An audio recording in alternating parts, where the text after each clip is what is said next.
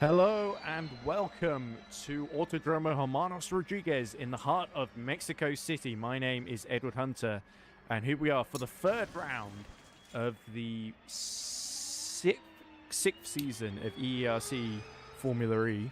I've probably got the number right there because I made a meal out of pronouncing the letter 6, the number 6, indeed, and now I'm making a meal out of this intro.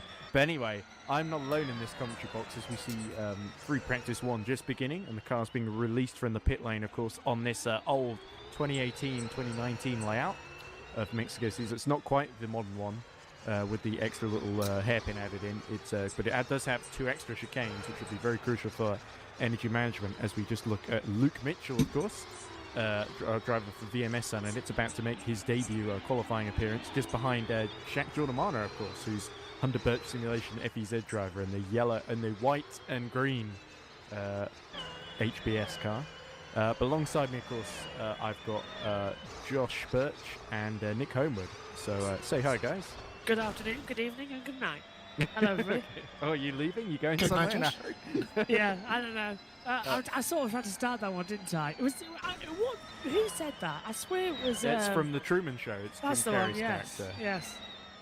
Jim Carrey. Love that one. I forget what. Truman, of course. That's his name because it's Yeah, the Truman. It's the Truman Show. Truman Show. Yeah, of Yes, course. yes.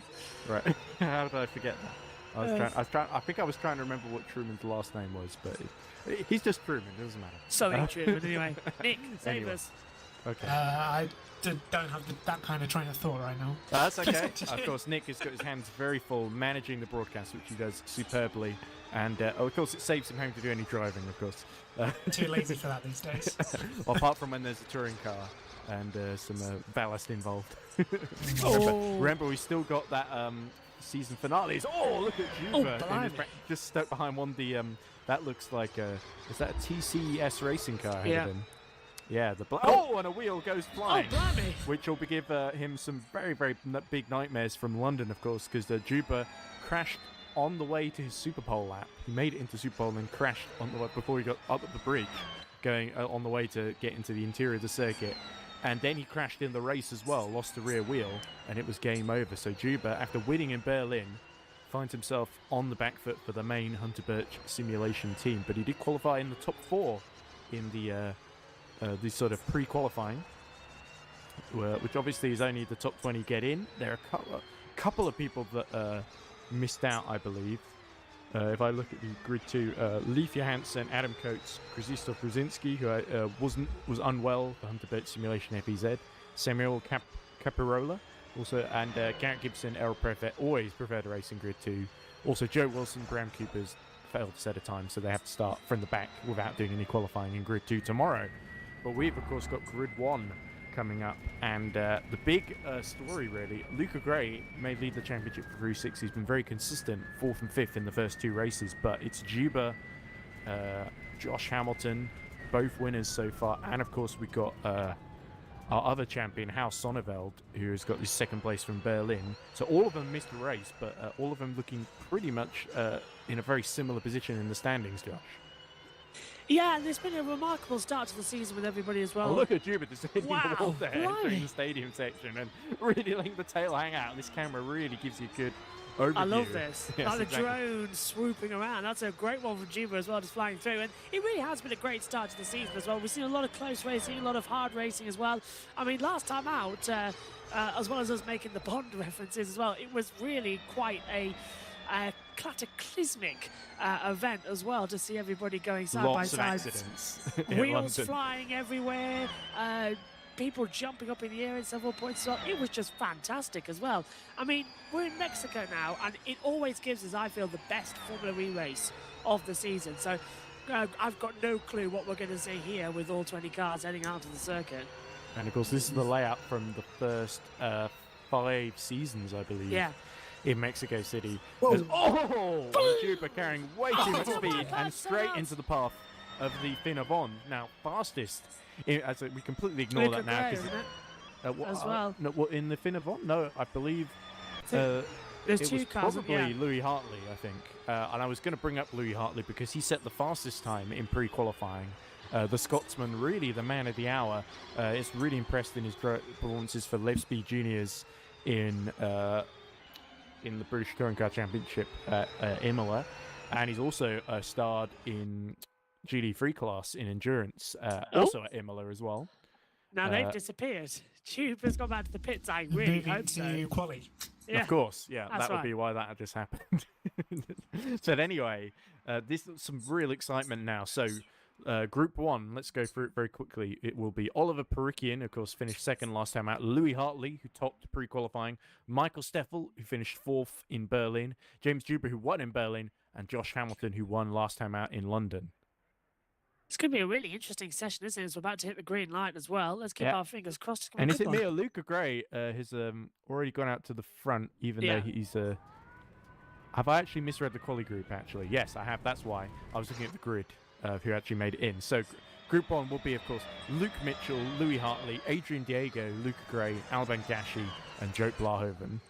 And of course, My because it's tip- such a short lap here, you're going to get a lot more laps than you usually would. It's only 54 seconds for a lap. Ah, of course. It's going to be all-out war, isn't it, as well? And everyone's out there already. They're all gone out at the same time. No one's decided to try and get some clean air. They've all gone together to try and get the toe. I mean, it is quite a long run out of the last corner and then all the way round turn 1 as well, because we haven't got the chicane in the middle of the Pelotada, have we? Because I'm not seeing it on the driver we tracker. do, actually. We do. Yeah. I think Oh, 'cause it this is is the old layout that had that. Whereas in the new layout, they got rid of the chicane just to make it more challenging. Yes, As we see do. Here Juba we go. about to go for it now, just behind Luca Gray, I believe. And, oh, look at that. He's not leaving anything on the table. Wants to get a superb run Yeah. as he starts his lap. Now, I think Juba and... Straight think- down. Yeah, Juba's he's- in second. Who's ahead? Luke. Whoa, Gray's crashed. Oh, Grace crashed, dear. yeah. Well, that's Luca Gray's first lap out of the way then. Just about to Gone say, for the because he's halo. just... And he's Yes. really held up Juba in the first sector. I think that will really annoy him. But it's certainly not game over yet. There might be still something to salvage out of this. Several cars diving into the pit lane as well and trying to go again, because I just saw as well Gashi gone back into the pit lane as well, and Lahova's just come out in the path, and Luca Gray's actually directly behind him now as well, and they're all slowing down according to the driver tracker. But here's Juba still coming through the back half of the track, looking quite good. There is I didn't like that. Yeah, and now Gashi just leaving the pits. It's all through the last corner. You saw the rear. He's getting as close to the wall on the outside as he can, just to widen his line so he can get the fastest entry through He's- that Pelotada chicane. Through he's 2 Nigel tenths Mansell quicker. corner he goes, towards the line. And what time is it going to be? It's all purples in all 3 sectors 54. for Juba. So there we go, 54.999. 54.9. Yeah, so that is almost at fantastic. 55 actually. So I'll tell you what, Nick's right on the money with what he was saying as well about a 55-second lap time earlier on in the broadcast. He's got it to a thousandth of a second. As Adrian Diego's gone second as well. What's his time? 56.803. yeah, nearly 2 seconds slower than Yeah. Juba. So that really is a marker laid down by Juba. And he's actually gone fastest in the first sector once more, as we look at Gashi coming through to put his first time on the board. Oh no, he's on the outlap, sorry. And they've got perfect conditions for this as well. Track temperature's at 45 degrees as well, so it's in the sweet spot as well. Air temperature 22, beautiful sunshine as you can see. So tyre temperature should be up quite easy as well. And these Michelin tyres can go as long as you can. So qualifying them should be quite easy. Unless you get some flat spots on them, you start to get the degradation effect as well. But everyone seems to be setting okay, decent lap times. Yeah, remember, of course, the more rubber that gets laid down, the faster these guys will go in some of the later groups as well. So we'll have to see later on if any of these times can be beaten. Remember, it's the top 5 that go through to Super Bowls. We look at Louis Hartley in the Finnebon Motorsport car. He's about to be held. Oh, big crash, and they both Finnebons go into the wall at the final chicane. And that was a real big shame for Louis Hartley, because he was he was only about a tenth behind Juba in the first sector. Second sector looked pretty decent as well. So he was really pushing to get into that Super Bowl there. And that really shows what happens when that goes wrong. Luca Gray, incidentally, is set time a tenth slower than Diego. Brings a new definition to Finn avant, doesn't it? Finn, over, goodbye. Yeah, over and out, and in dramatic fashion too. So Oh, Luke Mitchell. Mitchell. Oh, and that's impressive by the debutant. He crosses the line for VMS in second position, only about half a second away from Juba. So Mr. Mitchell, he's certainly got some energy in the back of that car, And he he's was- using it to good yeah. effect. He was faster in the second sector, was Mitchell, than Juba as well, by about a tenth and a half. So that is correction, 0.2 of a second faster, hundredths of a second faster. So he's got that time as well. I reckon Mitchell could take a provisional pole position in the next couple of moments, because he looks like he's going to stay out there. and keep it running. And Mitchell actually set the 11th fastest time in pre-qualifying, just behind how Sonneveld, of course, are one of our reigning champions. And it'll be interesting to see if Luke Mitchell can get into Super Pole, and if he can, as you say, mount a bit of a challenge. That would be quite a shock. I was sort of expecting this to be Hartley, Juba, and maybe Gray as being the ones to watch. Larhoven also, I think, was the other one in the wall for the... not the same team, of course. Finavond purple, whereas Louis Hartley, Finavond white. Messed up, didn't he? Oh dear, that first chicane. Won't get another lap in either. Oh dear, so Louis Hartley, a little bit of over-exuberance. Look at Juba. Juba's just done a 54.737. He's gone now 6/10 faster than anybody else out there. He's absolutely minced all 3 sectors. Yeah, there we go. So Juba really not leaving anything on the table in this group stage as Group 1 comes to a close then, and Louis Hartley's really got to hope he can salvage something from this lap then, as he's about to get held up again by one of the BMS red cars. That looks like Gashi ahead of him, who's trying to finish his lap. Gashi goes to the pit lane. Does he? No, he stays out. Louis Hartley towards the timing line. It's going to be top 6 then for the Finavon driver. Good job. Well, is that just in, or is that just missed it? And it looks like he's still going, so he might have just been able to cross the line before the... it wasn't. It was way after. No. Yeah, is anyone else still on a lap out there then? Diego is in the middle sector, but his first sector was a 12.9, second sector 27.3, and he's just hit the wall. So no, he's broken rear suspension as well. The Spaniard just pushing that a little bit too far in his VMS car. Yeah, he's a Christmas tree short as well of having a stable stand, isn't he? We're still top 3 after Group 1. I think Adrian Diego will feel pretty happy with that. Only about 3/10 behind Luke Mitchell. I'm not on a lap because they finished after the 55. Yeah, cut off. Well, I guess then we should turn our attention to Group 2. They're not pitting. They're not pitting. They've finished the lap, but they haven't come into the pit lane. Do they know? Doesn't look like it. Yeah, they keep going. Group 2's gone out. Yeah, Group 2's gone out as well. Yeah, here we go then. So it looks like Juba got promoted into Group 1 for some reason. I'm not quite sure why. I think they just maybe needed to squeeze them in. So Group 2 should be Josh Hughes, Michael Koch, Peter Schumann, Max Dianzi, Joshua Hamilton, and House Sonneveld. Yeah. So Sonneveld and Hamilton really are they're joint locked together. Let's see how close they are in the timing scheme. Anyone else to keep Schumann, of course, on a bit of a roll at the moment. Yeah. One in Imola for British Touring Cars. Joshua Hamilton completely messes up the start. That's the thing. They're all trying to get the maximum run they can out of that final chicane, and it is lethal. Remember, in real life, that's the scene of the PK Jr. John Eric Verne incident, where I think PK Jr. flew over the back of John Eric Verne. Actually even took out Alexander Sims in BMW as well. One of the biggest wrecks we've seen in a long time. Also, very long red flag as well. Was it about an hour as well? Then they couldn't work out how long was actually left in the race because of the time format. So we had the red flag. I think Nissan failed to figure it out, and both the cars ran out on the final lap, which is a shame for them. Very dramatic finish in that 5th season, which was the last time this layout was used, of course. As we look at Sonneveld in the middle of his first lap. I just want to ask Nick something as well, because last year, Nick, we ran on the Season 7 layout. This year, we're back on the Season 5. I think it was Season 4, wasn't it? Year before, maybe. Why did we switch back? Yes, switch things up a bit. So no one gets too used to one track. And Sonneveld almost looked like he was just having to correct in the middle of the chicane, which is not what you want. But towards the line he goes, top 3 for House Sonneveld. Zuba went out in the wrong quali group. Oh. I thought, because I'm assuming Pascal has told him to go out because of some kind of reshuffling. Like maybe there's someone in one of the later groups who couldn't be there or something, and so it's messed things up. Everyone I see in Group 1, we've got the full 20 cars, so I'm not sure what's happening. Yeah, well, anyway, whatever. I'm sure James Stewart is just doing what he was told. I hope. He just likes going out in Group 1 because it's tougher. It's the Sam Bird approach as well. Go out Group 1 and then complain about it afterwards. Yeah. We have still got a whole bunch of drivers, including 2 Hunter Birch ones, waiting to be unleashed. It's how Sonneveld completely destroys the front suspension at the final chicane. That's what I thought was going to happen on his outlap. Him and Josh Hamilton really pushing the limits. And Sonneveld, he got that time in. Michael Koch is about to finish a lap. He's Hamilton P2. Wow! Brilliant lap by Joshua Hamilton, of course, and that's why he won in London, and that's why he's the reigning champion. As he completely messes up the first corner. There we go. A nice little stunt there by Joshua Hamilton. 7 out of 10 for me as well, with a nice pirouette. He really stuck the landing as well, so well done, Josh. Oh, I feel like he thinks he's playing Trackmania, the old Trackmania Nations forever, where you'd get the screen prompt that says a 360 barrel roll, or you did a loop-de-loop. God, baby. The corkscrew.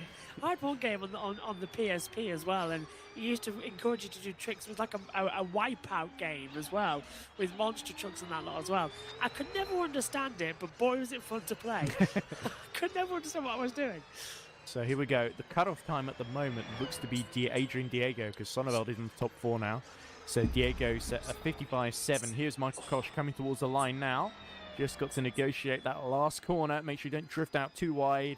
Towards the line he goes. Can he get into the top 5? No, he remains 7th for Michael. Just off the pace. Sonneveld's looking quite quick as well as they come back through in P4. Riding with him. Takes the second chicane very nicely as well. It's on the rumble strip. Starts to push hard now into the forest. Oh, locks the rears as well and just keeps it in. I like how it says at the top there, guys. Is that Son 11? I thought it says Son It for a second, but it's Son 11. I thought that was a clever little play on words, but he's handled it nicely, hasn't he, coming through Forresol? It's got putting a lot of lock in. Yeah, it really is, isn't it? Wow. Pushing hard into the chicane. Lifts it off, just breezes through. Doesn't hit the wall this time, though. Lock. Look at that, that's insane. Does he get in any more close? I guess he does. Beats Hamilton's time, goes second on a 54.926, and that puts him a 10.5 off of Juba's time there. So Juba, Sonneveld, and Hamilton, the top 3. Sorry, I think I must have mentioned a mic cable there. Anyway, don't worry, so great times there. I noticed and filled in immediately. Big thing there. Josh Hughes is right on the bubble of beating Adrian Diego there. But has he just ran out of laps then? So that's really narrow. By what? That's 10 less. That's about 100th of a second that he's missed out on that 5th position by. And Max Stianzi's out there on the track now as well. Yeah, Max Stianzi, otherwise nicknamed as Barry B. Benson. They're in into the points yellow and black. Or is it black and yellow? Did you hear that ridiculous rumour as well going around that, in iCarly, Freddie B. Benson is actually Barry B. Benson's son because his mum looks exactly like the animated character? There's a really stupid rumour going around about it. Yeah, and Stianzi, appropriately enough, messes up... Have we lost Ed again? Yes, I think, just messed up the lap time as everyone else goes out. Is this now Group 3 we're seeing as well? It is, yes. Right, in that case, we've got Oliver Parkinson, Pascal Eggert, Michael Steffler, Nick Cohen, Tom Dillon, Jack Giamana, and Chris as well. Zirvas is out on the circuit. And they've all got to get together again, Nick, haven't they? They've all bunched up together. Is that an advantage or a disadvantage on this track? Oh, well, if you cut the corner, it's an advantage. Yes. And he's done it again. It's a disadvantage. It's a very tight track, so if someone makes any kind of mistake in front of you, you're going to be held up on your lap. Yeah, that's very true, Nick. And you really need to make sure you've got enough space to really get going on your lap, because otherwise you're going to be in a whole world of pain the whole way around. Because people aren't going to, you're not exactly going to let each other through when it's such a short lap, and you really need to get it going. So here's Perikian, just easing towards the wall there and avoiding it. It's such a kind of roller coaster first corner here in this old layout, because you sort of got to turn in and hope you don't hit anything. The bollard goes flying then as Perikian goes right over it. Here we go in the middle sector then. So I think Perikian comfortably the fastest, or Steffel's actually very close, as indeed is Nick Conan in this first sector. Pascal Eggert a few tenths behind though. Zervas also. It's very slidey. He's got a very nervous setup on the car. He's constantly fighting it. It's twitching everywhere. Even just as soon as you hit the go faster pedal, it just look at that. You're not braking. The rears are sliding. And a purple middle sector for Michael Steffel for Into the Points blue, number 27. As we go for the chicane, and he hits the wall and spins out. So it's all come to grief for Steffel, and thankfully he isn't collected. And in fact, he's able to collect and keep going. Perikian, though, is able to just displace Adrian Diego in the top 5. So that puts Perikian into Superpole at the moment. Dylan's not come out. Oh, yeah, come Tom on. Dillon looking very stationary at the moment. So I can only assume something's gone wrong there. He was also just talking about That's how not James right. Juba was giving him advice. Is there? Oh, Zervas decides to not bother with the first chicane.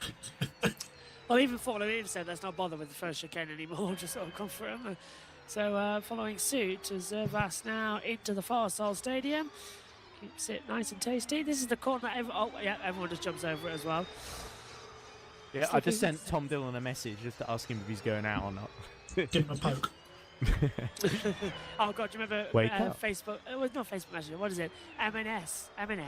As Zervas does a nice reverse entry. yeah. Oh dear. You can't do that, Sonny. But yeah, anyway.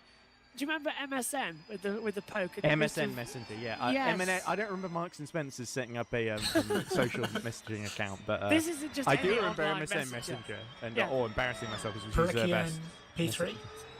There we go. Oh, Oh, good great lap time. by Pericki, and Steffel is in there too. So this puts Luke Mitchell out of Super Oh, Pole. who was that? Hit the wall. Was that Pascal Eggert? I think it may have back been. to him. He hasn't set a representative lap. I don't know if he's going to have time to now. I think he just came out of turn 1 and he had some sort of problem. He looked like he went straight towards the wall and suspension flew off as well. So he immediately returned to the pit lane. Yeah, if M&S did set up a messenger, it wouldn't be just any online social media. This is M&S Messenger. Okay. Well, anyway, looks like Jack Giordamana of this group is the one. I think Scanzi's already out of it, so Giordamana has just set a time now, and it's not quick enough to get himself out of the bottom 17. So he's about where he was in pre-qualifying. So nothing spectacular there. Steffel is on a better lap here as well, looking like a 55-1 for him. So that's just behind what Perickian's been able to do. Doesn't look like Nick Conan's going to be able to squeeze into Super Bowl here. Oh, Steffel made a mistake. Oh, not another one as well. Into the braking zone as well, yeah. And Chris Cohen, Zervas is on another lap, 12.7 in the first sector. Cohen touched the wall coming out the last corner as well, so he lost a load of lap time. And Zervas now, look at that drift. He's managed to held just it. pushing too hard. I think Beautifully the held. overlay needs a bit of a reset. Yep. So we'll just have to bear with us on that, ladies and gents. But we've got the timing screen in front of us. Me and Josh do anyway. So Yes, I've got let's two. see. Steffel goes faster. Oh, purple in the middle sector Wow. for Steffel. So he's significantly about 2 seconds faster than Zervas. So that spinning the rear tyres has really cost Zervas. But he could still get into the top 10 here. Yeah. At the Across final the corner he line. goes. At least 9th. Come on. And there's a No. yellow flag on somewhere on track in sector 1. Oh, look at Steffel. Steffel's jumped up to the top. Wow, Steffel's that's done his it. time. There we go. So that was impressive then by Michael Steffel. A little bit of track conditions helping me out, but still he got the lap together. Just 2/10 faster than Juba. As we look at Eggert, has he been able to get another I'm outlap not in here? sure. If it's 43 he's aiming for, he's going to make one lap. Yeah, Nick Conan has ran out of laps. He's gone back to the pit lane. So it's Zervas, Eggert, and I think Jack Giordamana. I Well- think just going back to the pit lane. The overlay has destroyed because according to the timing screen, it's 42.35 left. Oh, 9th place for Pascal. yeah, There we go. So he yeah. did sneak into the top time, which is good Oh, for him. He did hello. finish 3rd place in Berlin. Censored. Yeah. Zervas Yeah, is still out there. Coco think. tonight, dear. Yeah. Zervas. Yeah, Zervas, I think Giordamana set a 13.2. Zervas on a personal best in the Two. first sector. 2 seconds down. There we go. He crossed the line slowly. So it's just Jack Giordamana then. We're waiting on. Can he just sneak into the top 16 here? I think that's probably about the best he can maybe do. He's not on personal bests here. He might actually just be heading back to the pits. Oh, Yeah. And indeed he is. So Jack, once again, slow, steady, and consistent. And he did get top 12 last time out, which was equal best finish to his best ever finish in London. So yeah. Giordamana really setting the pace. And incidentally, the new Formula E magazine, we just caught while I was on holiday, I was able to catch a error where I think there was an article about Robin Frines when a paragraph got completely repeated somewhere. Oh no. And we were able to take that out, thankfully. Oh, look at that. Pascal's pushed Joshua away now as well, so that's a shame. Oh, It's a breakup. Right, so Joshua Hamilton, speaking of which, is going to be first out in Super Bowl. So the top 5 in Super Bowl will be Michael Steffel, James Juba, House Sonneveld, Oliver Perickian, and Josh Hamilton. He's mad now. He's left home. He's taking the kids. And the dog.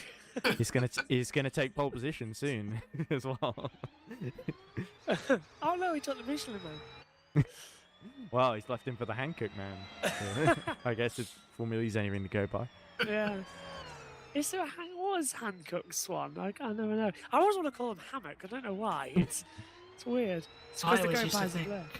Pirelli. I didn't see the end of the P. I always used to think it was Firelli. Firelli, Firestone, Fidgestone. Yeah. Funlop. Okay. Food, Funlop. Funlop works well. Funlop does work well, yeah. Don't think of another Anyway. tire manufacturer. Michelin. Oh, we already have Michelin. Fisher. Can't think of another. Blimey, how many tire things are there? Oh, Yokohama? Yeah, that's one. Yeah. Anyway, here we go. Through the final chicane I comes can't Josh Hamilton to begin his Super Pole lap. He was on pole in London. Can he do it again here at Autodromo Hermanos Rodriguez? Here we go over the start-finish line and into the first corner. Is it going to be a clean start to the lap for Josh Hamilton? Indeed it is, and it looks very, very quick indeed as he speeds along through that long turn 2 and into turns 3 and 4 we go. It almost sounds like Nick is playing along with the controls as well, downshifting in certain gears as well as he comes through. Hey, being a cameraman's a full-time job, and Oliver Perickin, incidentally, onto the circuit now in preparation for his outlap. But Josh Hamilton is a little bit down on his personal best, but it's still looking very quick. This could be a good marker here. I'm thinking this is going to be high 54s. Yeah, this is where we have to get Low out our 55s post-it maybe. notes and work out the times, isn't it? To see his Take pole out- position. Right towards the wall there. my. He's really pushing to get a little bit more lap time out of this thing. Through the final chicane he goes. And all looks very, very neat and tidy for Josh Hamilton towards the timing line. What's it going to be for the Into the Points racing driver? It's going to be a 55.5. Wow, okay, so 55.5 on That's the board 2 then. tenths slower than his lapping in group stages. But here comes Perickin, then his teammate. He'll be looking to beat 55.587. Can't actually work out where his last lap time was. It's gone off the timing screens as well. Rather annoyingly, but it was a bit of slow on the graphics. Whoa! And it's completely into the wall, and the wheel's fallen off for Oliver Perickin. So that's it. It will be top 5 for him. He's Well, not going to get anywhere near Josh Hamilton's Forget time. into the points, into the tech pro. That was, you can't really blame Oliver Perickin too much though, because the pressure in Super Bowl is so high, and you have got that safety net. He will still start in the top 5, but he'll be kicking himself after that. That was over before it even began, that attempt. Isn't that I Did It My Way by Frank Sinatra? Is Sonneveld in the middle of his lap? Because, Yeah, he is. well, that's weird. Did he anticipate that Perickin would mess up in front of him and he'd get a clear run? This is a bit weird then, because I thought he would be on his outlap if we're following normal Super Bowl procedure. So, but anyway, I guess Sonneveld's 6th sense coming into play then. Through the final chicane he goes. I don't think he is. I think that's actually a good glitch on the graphic. It's timing him from coming out the pit lane. Refresh. So we're seeing the lap begin now then for House Sonneveld. Then again, according to the driver tracker, there's no one out there. So this is the lap, I believe. But Here we yeah, go. there you go. Clean start. Looking pretty neat and tidy for Sonneveld. Remember, 55.8, isn't it? 55.587.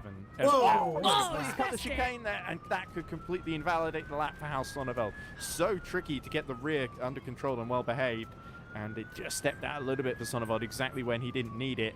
He may as well still finish the lap and argue it with the stewards later, I guess. Yeah, this one problem with Sonneveld as well. He's Oh, had a and problem. again he cuts the he's- inside there. Yeah, No but wonder where these VMS drivers are gaining so much time.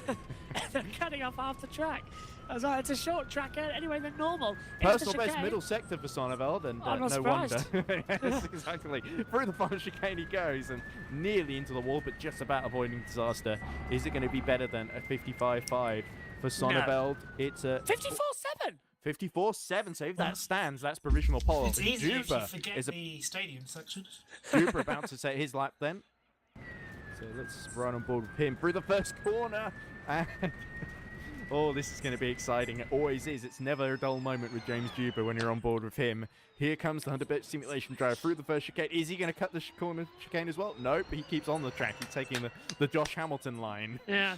I feel like So here we Mrs. go. Brown could give her a round of applause sarcastically as well, just because they've actually made it through into the stadium sector. This fantastic camera as well as it loops back around. It's like Speedy Nice. Gonzalez on Yeah. stilts here. Kept on the track there as well.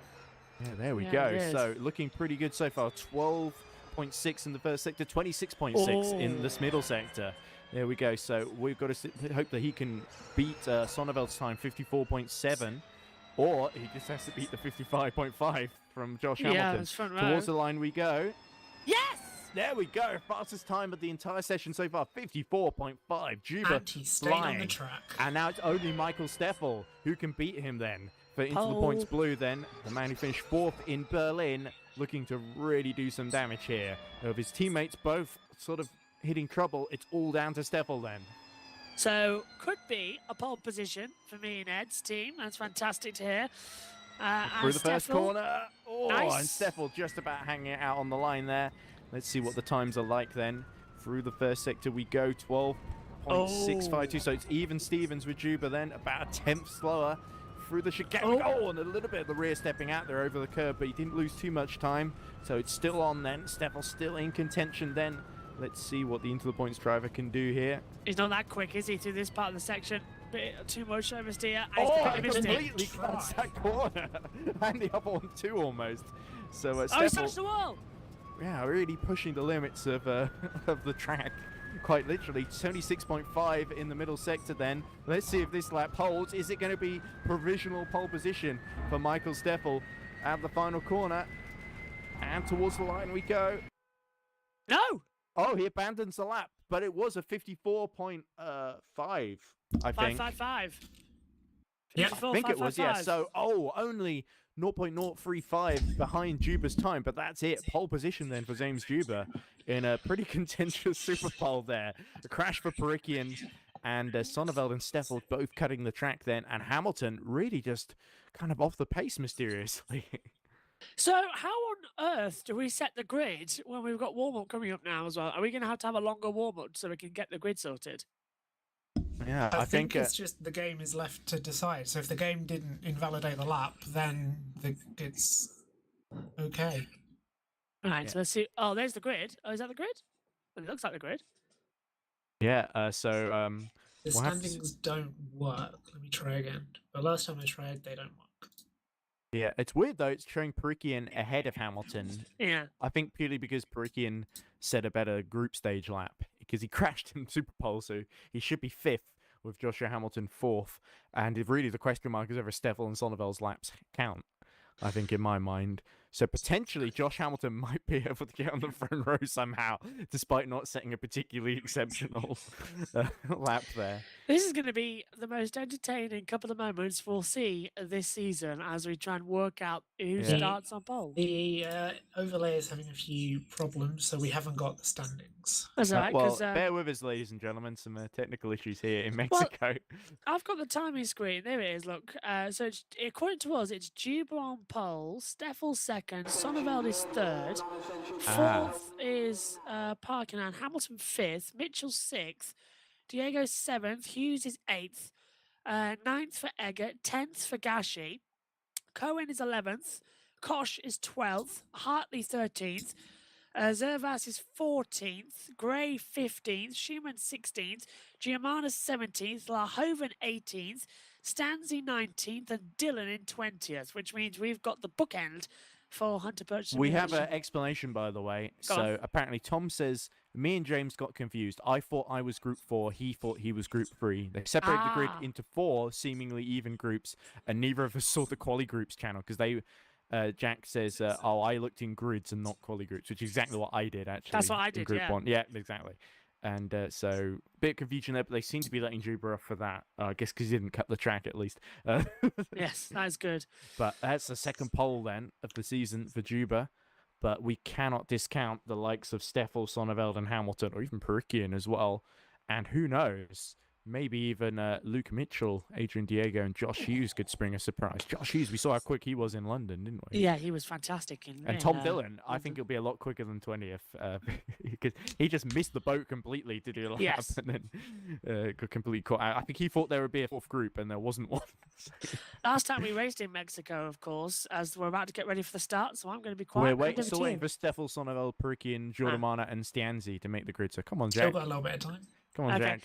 Well, what I was saying was as well, last time we raced here in Mexico, Tom, of course, was up in the commentary box with me on that one as well. And he was giving some expert advice on how to handle the Forest Sol Stadium. So I know that Tom is going to have some very interesting overtakes, hopefully in Forest. Here we go. Just 3 drivers remaining to get on the grid. You see Michael Steffel just arriving there. So Perikian, I think, the last one to arrive. And then we'll be underway here. Here we go. Hermanos Rodriguez. Come just on. waiting for the countdown to appear. And Juba, it's a long run into turn 1. Here we go. And in a few short moments, the Mexico City E-prix will be underway. And that happens now.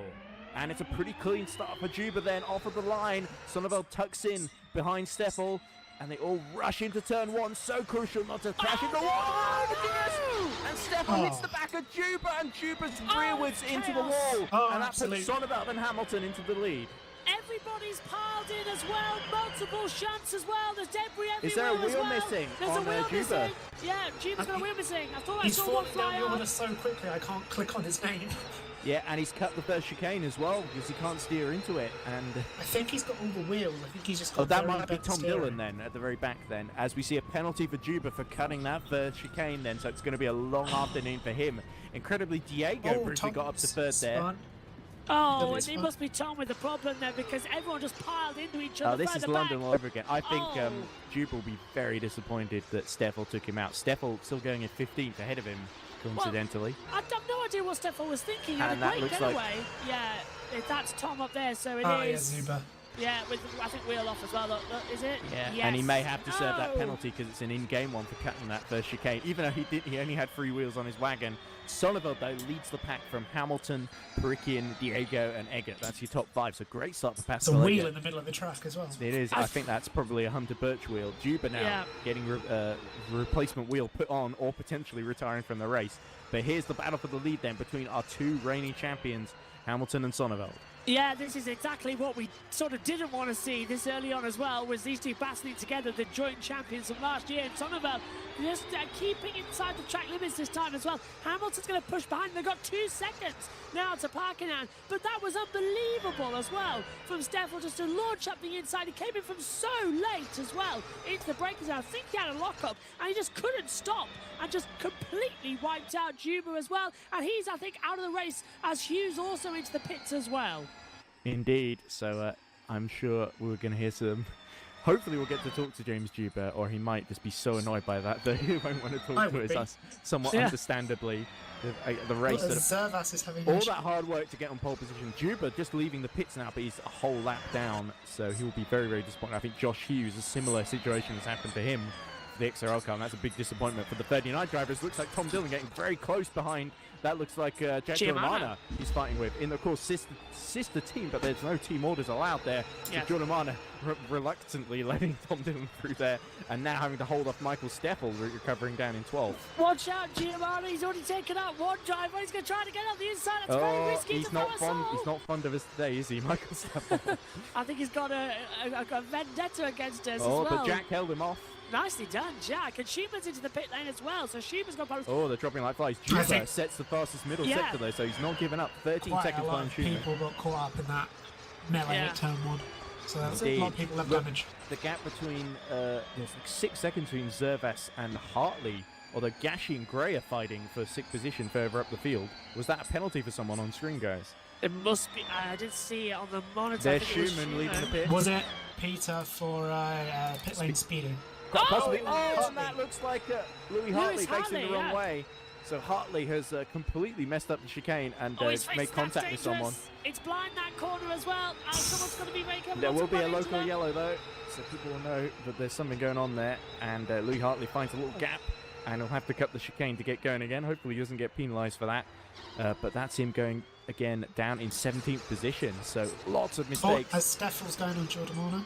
Yep, here he goes, round the out. He's on the outside line, coming into the second half. The Forest Soul is taking him. Giordamana's going to try and stay on the inside. Hasn't worked out, but everyone's still carrying a little bit of damage as we see one of the Finavons in trouble further back as well. I think, looking back, is that going to be who's in front of? Who's behind Steffel now?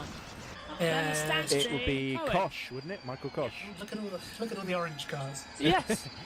Yeah, we got Kosh, Conan, and then Lahoven behind They Stianzi. don't make it easy for the commentators, do they? And Juba has gone back into the pit, so I assume he's hit more trouble then. Yeah, he's got to serve the penalty now. Of course, right, yes. yeah. Meanwhile, Sonneveld still leads. He's cut the gap to Hamilton to about half a second now, so it's still nip and tuck between the two of them. Ferrickian starting to lose touch. Hartley's going to send it up the inside line here as well. Oh, Mitchell! And Mitchell serves as good as he gets and keeps alongside him. It's great defense by Luke Mitchell. This is brilliant. I mean, we're 5 laps in as well. I was convinced the race would be stopped, though. I thought we might have to reset. Oh. Yeah, Hughes is out. DNF completely. Yes, that's a big shame for Josh Hughes. We didn't quite see what happened to him because we were a bit distracted by the two leaders taking each other out. I think he just got caught up in it because, honestly, I'm sure you saw the background. Just cars just kept piling in as well. Turn 1 is like a 90-degree I think Hughes was unlucky because he went for the outside line and he found that Juba faced the right. Stianzi coming into the pits now, so that's his race compromised for into the points. Everyone's struggling with the damage. They go, oh no, for this big one, it's the final parts all coming together. And who was that? That's Lahoven. No, it's Stancy. It's Stancy. No, Stancy's in the pits. It's Lahoven, I think, who was just in the wall there. Luke Mitchell, it's Zervas, sorry. And Zervas had just set a purple first sector as well. Oh my, so maybe a little bit too quickly. And all the three of one's really struggling to stay out of each other's way here as Conan. Easy to set a purple first sector if you don't break into the first corner. I think that was the previous lap, though, for Zervas. Okay. So Stancy and Hughes are definitely out of the race. I'm just trying to work out who. I think it's Hartley who has got a little bit of damage. Yeah, Hamilton really putting Sonneveld under pressure here because Sonneveld sort of inherited the lead and sort of set the battle, out-qualified Josh Hamilton. But Hamilton's pace has looked really electric. 56.9 last time round, a tenth faster. And it's really going to come down to energy in the later stages. And Zivas has just struggled again. He stopped at the exit of turn number 1. So there we go. He's got a rear wheel. Oh dear, so it looks like Zervas will go no further. The motors have served their purpose, it would seem. And now Steffel once again behind a Hunter Birch simulation driver. It looks like Tom Dillon now that he's trying to attack. And he's going to go around the outside into the stadium section. And Tom Dillon quite sensibly does not fight that one too hard. And that's Steffel back into the top 8. Although I'm sure James Duper will be pushing for a penalty. As here we go, is that the battle for the lead? Josh Hamilton having a look up the inside. Careful, we know how that ended for Steffel. And he makes it somehow, and they somehow avoid crashing into one another. But Sonneveld is still there around the outside. He won't give up without a fight, will he, Josh? He's going to hold it into the chicane. They're side by side. Sonnevald's got the inside. And track position and force Hamilton off, almost into the wall. This is brilliant. They're still side by side into Forest-Sol. Into the brakes. They just hold it. They're still side by side. And is that a Ferrickian not far behind either? As Hamilton is still braving it around the outside into the stadium section. 4 marks to him, but he's still there. Someone hasn't cleared him. And Diego's come up with that's not Pascal. Hang on a minute. Inside, that is really optimistic. Surely there's not going to be enough room for them both to go into the final chicane. He's got it. He's got the inside line, and Sullivan has to reluctantly concede. That was really, really stubborn, but also very, very brave by Josh Hamilton, and it could open the door for Ferrickian to come. We could see into the points red 1-2 once again in London. They shared the championship and they shared a lap in Mexico. That's true. There we go. That was quite spectacular.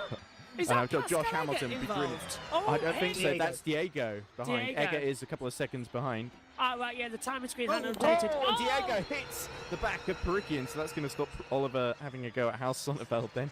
Yeah, go Diego, go. It's not going to work out this time, is it, as well?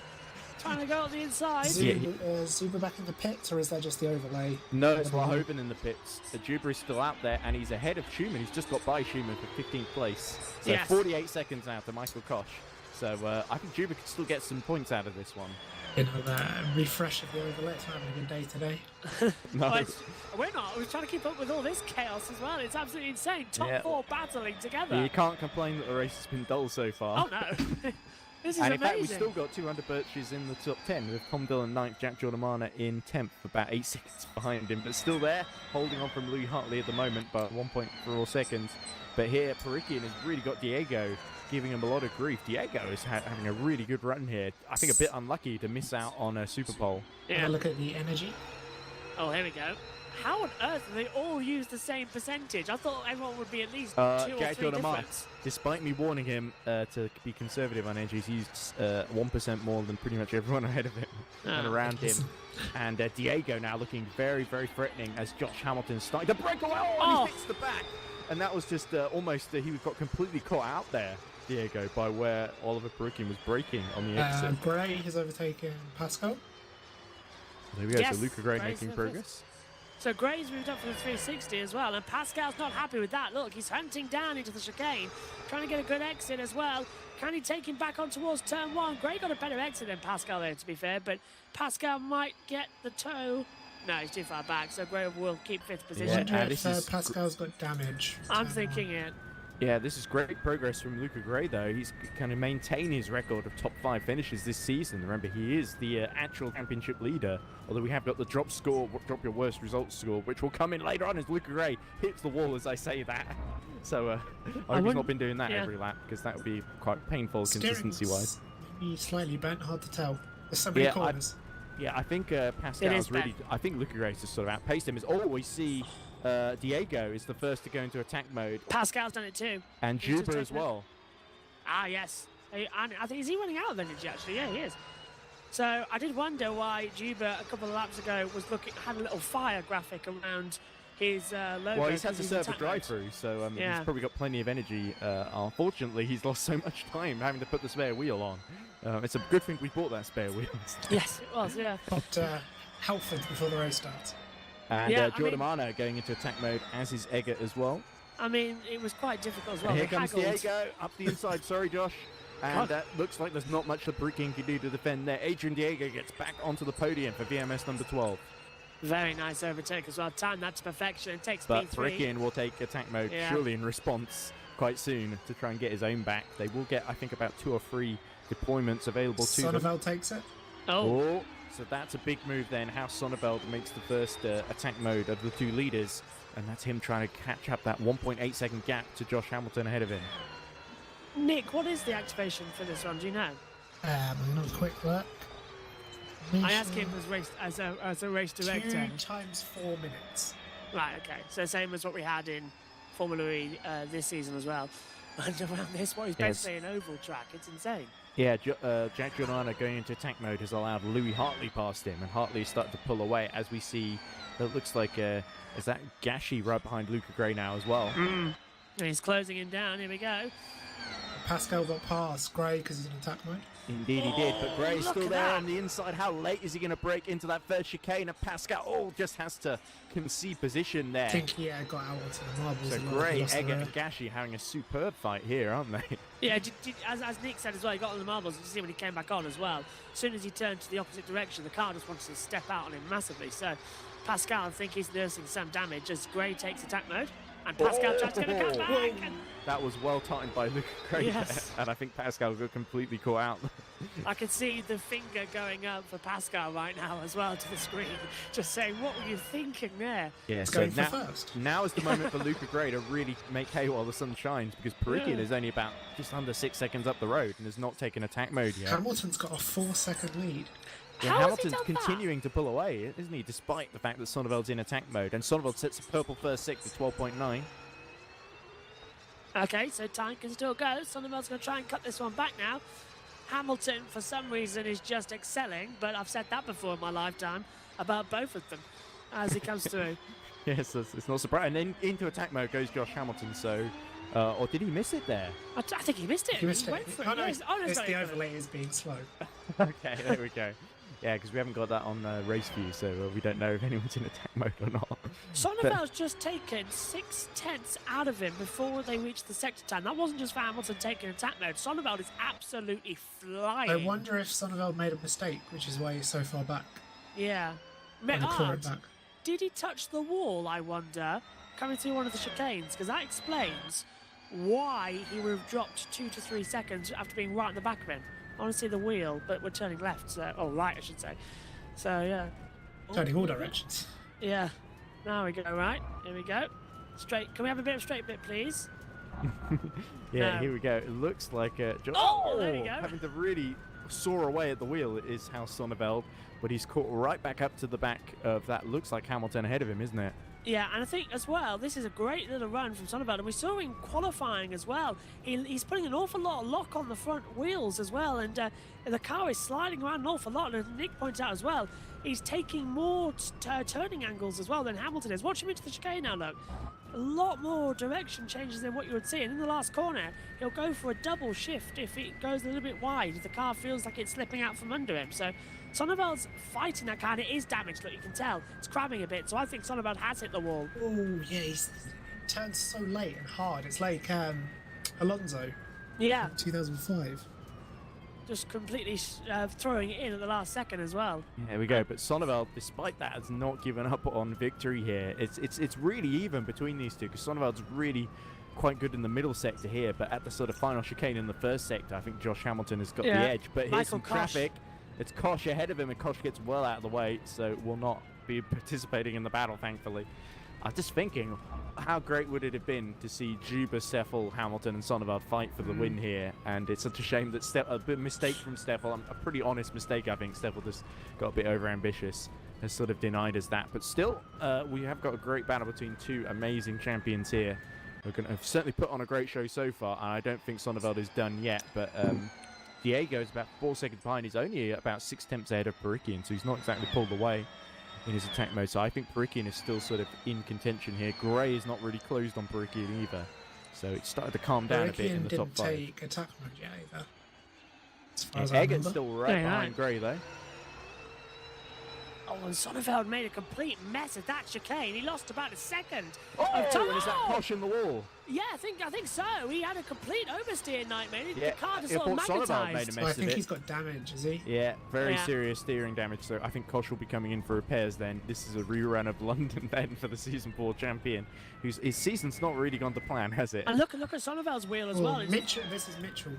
They're running the same car Oh, for some right, reason. Mitchell. But Yeah, not confusing at all. I think because Jerry Van Boosel was supposed to be Hal Sonneveld's teammate, and I think Van Boosel wasn't able to do any of the races, so they've got Luke Mitchell in instead. And Luke Mitchell was actually pretty good in the first sector. I saw him set, I think he set, what was his best lap? 57.4, I think was his best lap. Last lap 58.5 though. Luke Mitchell just about avoids spinning out in the stadium section as he chases down Conan ahead of him, I think. And Conan had a bit of a mistake coming out the second half of the Full Sail Stadium, so Mitchell might just have the pressure. what's happened to Egger? Egger has dropped way down. Oh, yes, he's behind Steffel now. Where is Pascal? What's happened to... There he is. Has he had a spin? What's happened to Pascal? Gashy's into 5th. Here we go, so Gashy's got by Gray then. So this is another great run by Alban Gashy for VMS. Yeah, I think and that Steffel has caught up to Gray as well, so Steffel could really get involved in this now. Yeah, I think we've cut to that just before we went back to Pascal, and they were side by side. But I think Gray's also got problems, because look how far he's dropping back now and struggling a bit. Yeah, there we go. So the championship leader finding himself mired in the pack. Oh, look how slow he is at the sort of apex there. And that's really held up Michael Steffel. And Steffel must have damage from turn 1. Well, yeah, as well. Because he's not picked for repairs, unlike Juba, who is only about 14 seconds behind Michael Koch. Yeah, look, it's so far to the right, his steering. There we go. So Steffel just doing well just to stay in it at the moment. Yeah, look at that, all blind. And here we go, down the straight, and Luca Gray's got nothing to fight with here. That's just incredibly concerned, or just a bad round at the final corner. And they go side by side. And Luca Gray is not giving that up easily. Hold your breath. Oh, and that looks like is that Juba trying to unlap them there. Oh, this is going to be It is a mess. Dylan. It's Dylan. Dylan's getting involved. Go on, Dylan. I thought Dylan was about 5 seconds, but that's Juba trying to unlap himself. No. And indeed he has done so. Revenge! In the name of... Juba is trying to catch Koch for 14th, so that's an interesting little battle in of itself. And Juba, his pace compared to these guys, with all due respect, is he's a lot faster. So Gray is now, it's order reverse, because we got Gashy, Steffel, Egger, Gray, and we had Gray, Gray's DNF'd. Oh no, so there was something more terminal wrong with that car than perhaps a connection issue. But that's really bad luck for the 360 driver, so he will not leave this race in the championship lead. I think it's looking like Josh Hamilton is going to take the lead at the end of this one. 1 second ahead of Sonneveld, though, so Sonneveld keeping it very, very honest, despite everything he's up against with that steering wheel. Well, this is just getting worse as they come through. Is that possible? I didn't think it was after turn 1, but there we go.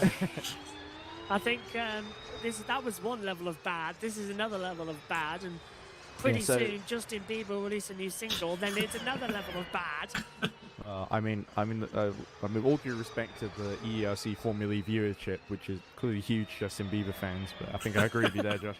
But Perikian, he's not gone for attack mode yet. I think he's really letting Diego wear himself out at this stage. Should we check? Oh, there's a car stop from the start-finish line. Is it still Luca Gray?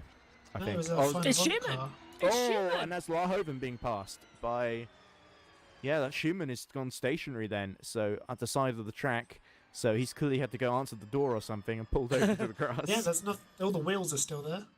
Yeah, so that's really a big setback. Peter Schumann's race, which had already kind of fallen apart, has now completely gone off the rails, and he's retired back to the pits. So clearly Eggert has noticed that as well and gotten him out of harm's way.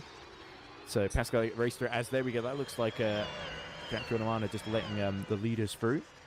It's not Justin Bieber. Huh? I'm so sorry, Nick. And Sonneveld is really closed on the back of Hamilton. I think Hamilton has been saving energy because that's really allowed Sonneveld to get back into contention. Here we go into the first corner then. And Sonneveld not getting too close because I think he's worried that Hamilton will bin it in the wall. Jordan did not listen to me. No, what's he on? 51. Oh dear. Perikian has gone into attack mode as well to try and get past Diego. So that will be interesting to keep an eye on. But of course, this battle for the lead is in itself a very, very interesting prospect. I think Jack Giordano is hoping now he's a lap down. He doesn't have to worry as much about energy management because the race will end a bit sooner for him. He'll have to do less of it at least. He's just pushing as much as he can he, as well? Juba is about 5 seconds behind Koch, so I think he's going to catch him before the end. Here's Pascal continuing to fight with Michael Steffel ahead of him, and that's Gashi just in front as well. Pascal always looks like he's has a great qualifying, a great start to the race, but by the end of it as well, he just sort of drifts back a little bit, doesn't he? Well, he was third in Berlin, and then he crashed out while fighting London. with what was his name? He's not here today, so it doesn't matter. But it was one of the VMS drivers, wasn't it? Who finished third in London. Gone under Group 2, aren't they? Race 2 tomorrow. Yeah. Possibly, yes. Kuipers, is it? Was it Kuipers? It was somebody who'd not been on the podium before. There was someone that triggered off our Bond jokes, didn't it? So it must have been someone. Yeah. What was it? Whatever. Pascal Goldfinger. very sideways. Yeah. So Pascal get really pushing to get back into this battle then, but Steffel has made some pretty decent progress considering damage to his steering. And now Gashi may be the next victim, but you have to say Gashi has been the dark horse of this season, constantly getting those finishes. He As might Luke be Mitchell into the pit lane. I think Gashi may well leave in the lead of the championship. And I think you're right. the wheel's spinning for Pascal in the stadium section, so it feels... I think he can see the top 6 finish slipping away from him here, as here comes Perikian in attack mode, fighting with Adrian Diego. Looks like Luke Mitchell may be out of the race then. But here we go. Good save by Perikian. That extra power, so hard to control. We saw it so many times in London and in previous races. The attack mode can be lethal if you get on the power too early. And there's a Finn Avond right where Oliver Perikian doesn't want him. Can he get the run he needs? Adrian Diego defends into the stadium section. And there's no way through past the VMS driver, at least not yet. But can Oliver Perikian turn this into a move? Oh, not quite. He's not enough alongside there, surely. Yeah, Gandalf's really out there, is he saying, but slipping up the inside. Oh, beautiful! And now they're doing all 3 abreast nearly. This is getting good. That's Lahoven, I think, just behind. Yeah, after recovering from his slumber. Long slumber. But that was great from Barkanan. Yeah, Perikian just sort of tactically waiting to use his first attack. Yeah, I know. I didn't want to bring it up because I didn't want to embarrass you. But here we go, back to the 5th place battle between Gashi, Steffel, Eggert. And Eggert is caught right back up, so Gashi is clearly holding these two up a little bit. I don't know Eggert why now has got a run out of the final corner. Let's see if he can make anything of it. Will Michael Steffel defend, or will Pascal Eggert dive up the inside? Here we go. Looks like Pascal's not quite close enough, and it's going to come down to the run into turns 3 and 4 then. And Pascal not quite getting the run he needs, and now Gashi having to get really defensive as they're about to lap Lahoven too, I believe. Yeah, he's playing his bumper a little bit too much, isn't he, as he comes back through. Sonneveld's still a hard second behind yeah. Hamilton, by the way, so it's really tense up front. As Come on. Brickin is about to run out of attack mode. He's about 7 seconds Sector adrift one. of that lead battle. As we see yellow in Sector 1, as you say, I think that might still be Luke Mitchell in trouble. Oh no, it's Diego coming to a stop. And that could really put him into the... Well, Gashy's about 17 seconds behind, so Diego's okay for 4th then, but that's a shame for Diego, I guess, pushing the catch back up to Brickin. Mitchell's DNF'd. Oh, Luke, no! That's a big shame for Luke Mitchell. He did impress so much earlier in the race. But that, of course, moves Jack Giordamana up to 11th now, which would be his best finish. So this is really turning into one of attrition, isn't it? Points. Of course, Juba is only about 5 seconds behind Giordamana, so he will surely... Not that Jack Giordamana would dream of letting him through in a month of Sundays, as Pascal goes really wide. Sonneveld's going around the outside of Josh Hamilton for the lead. Can he make this one work? That would be unconventional. Surely Josh Hamilton will defend the inside, and indeed he does so into that final chicane. Well, but he's really on tenterhooks here. Yeah, that's it. The only reason it's happened is because Hamilton went for attack mode. Sonneveld was already on it from the lap before. Hamilton's taken it this lap to try and defend, and that gave the opportunity for Sonneveld to have a really nice exit. They're level now, but Hamilton's going to have it for a minute longer. This has been cat and mouse. I am loving this battle between these two. Sonneveld's such a crafty operator, but Josh Hamilton, we've seen his pace unleashed on so many occasions, and it's kind of... what happens when an irresistible force meets an immovable object? Well, we're about to find out. Oh, this is getting good. Oh, am I cutting out? Sorry, because I thought you were talking over me for a reason. No, it's all right. I think you were cutting out ever so slightly there, Ed. Okay, it might be the Scottish Wi-Fi. Yeah, I think Perikian's had an issue because he's dropped right back to Diego and just had his off. Yeah, but anyway, yes, Steffel and Gashy battling then, and looks like Steffel is going to try and go around the outside of him, and he's not quite able to do so, which opens up the door for Pascal Eggert. Sonneveld, by the way, still about 2 tenths behind Josh Hamilton in the battle for the lead, and Eggert does very well to avoid the back of Steffel in the stadium section there. And breathe. This is great. Everyone's battling with each other. We've got a battle for 1-2, battle for 3-4, battle for 5-6-7. And there's a yellow sector 1. And I think it's Sonneveld. Sonneveld stopped. I think it's Sonneveld. Sonneveld's had a problem somewhere. He's dropped 5 seconds back. And now 7. Sonneveld's had a major problem. It's at turn 1. He's hit turn 1, I think. Oh, he's bent the steering. Oh, and that could potentially open up for Perikian. It could be. Oh, but Diego has just got by Perikian. Oh, this is brilliant. So, and now... this is changing quickly as well. This is brilliant. Yeah, so I don't know where to look. The Perikian Diego or Gashy Steffel. Flip a coin. I know one thing for sure. None of my drivers are in any big battles at the moment, apart from Juba, who's just got by Giordamana for 11th position. So Juba could still finish in the top 10 after having lost, what was it, a whole lap. He's gotten himself roughly back onto the lead lap, hasn't he? Almost. Yeah. It's 40 seconds to the next car for him. Ah, well, he's closed that gap up. Oh, there's someone in the wall then, and that looks like Conan in just holding 10th position. But if he keeps doing that, Juba's going to catch him before too long. Only 34 seconds now. Ooh. As Gashy fancies a run at, that's Diego in front of him, is it? Yeah, and he's hit him again. Diego loses it completely into the chicane and somehow manages to collect it. But wow, the oversteering Spaniard putting on a show and a half. If he wasn't getting through, he was certainly going to go out in style. And he's tapping up the inside. He's going to tag the back, just about holds it as well. It's like when Heidfeld and Rosenquist came together. And it really is like when Heidfeld and Rosenquist came together. And he's going to muscle his way around the outside here. This is brilliant. Oh, is he going to Diego through? No, not on this occasion. And there we go. Perikian shuts the door very forcefully there. And here comes Larhoven is licking his lips behind this. And meanwhile, look at this. Pascal completely losing control through the Peraltada, of course. We're not at Monza. Why would we be at Monza? This is Formula E. Diego fancies another run at Oliver Perikian. But Perikian just about leaves enough room for Diego to shoot up the inside. Superb move there as Hamilton really pushing the gap. Now he's gone into attack mode. And Juba is trying to lap these three in front of him. He's lapping Larhoven, and now he's got to unlap Diego and Perikian ahead of him. Best of luck to him. I think there's going to be tears before this is over. Oh, And up the oh, inside bang. again goes Oh. Bricky and Oh. spins completely. And does Juba avoid him? Yes, he does. Just But about. that's really disappointing for Perikian there. I think a bit of over-optimism. He saw Diego trying to do that, and he thought he could push him out the way in return, and it didn't quite work out the way he intended, I don't think. And Is now this- the problem is that Juba is really going to be difficult to lap, as we see Steffel trying to go round the outside of Alban Gashi. And once again, he finds the way through blocked, and you see Steffel quite literally in between a rock and a hard place. The rock being Alban Gashi, the hard place being Pascal Eggert, although you won't appreciate me describing him that way.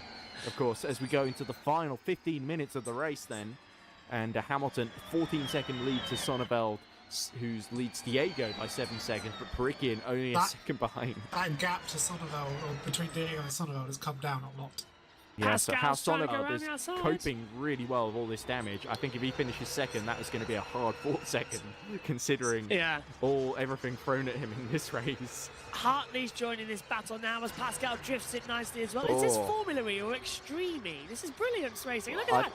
Pascal's drifting. I'm amazed that Pascal hasn't completely destroyed his car drifting that way, Let's because it check feels the like he's engine. just on the ragged edge Oh. every corner. And indeed, Steffel now looks a little bit vulnerable. Let's see what the run out of the final chicane is going to look like. Perikian is now a tenth behind Diego again, so he's not given up after that spin. But Eggert gets a run onto the back straight, but he's a little bit too far back, I think. And something just happened there on the timing screen. Not sure what it was, though. Live in pits. That's what it is. Okay, Louis Hartley is also right behind Eggert and Steffel. So this is really turning into a big fight now, isn't it? This is Yeah, that's amazing. Louis Hartley on full position, who's caught up from a long way back to Eggert. The popcorn. So they are on Oh, different and- teams, and Louis Hartley nearly, Hartley! yeah, once again nearly spinning out. Yeah, I think he brushed against the wall. It's a And ricochet. Steffel is about to run out of attack mode, so Gashi could escape here. And now Come on, Eggert is going to be all over him. 4 seconds, Diego to Sonneveld. It's a bit all over the place. Perikian right behind Diego, though. By about 2 tenths, I think. Perikian is closing. I'm watching that battle with interest as well. Hang on, now he's dropped to 59 seconds. Now it's back to No, he's 4 dropped a couple of attempts, yes. Yeah, So he's Diego's dropped from- defending very, very well. Well or stubbornly, I'm not sure. Look at Pascal. He's got a great exit coming out of the peloton and down towards turn number 1 as well. He's going to pull to the inside line. Late on the brakes, going to send a move for it. Pascal's going to go for an overtake. Oh. Pascal's overtaken somebody. That required some cooperation from Michael Steffel, I think.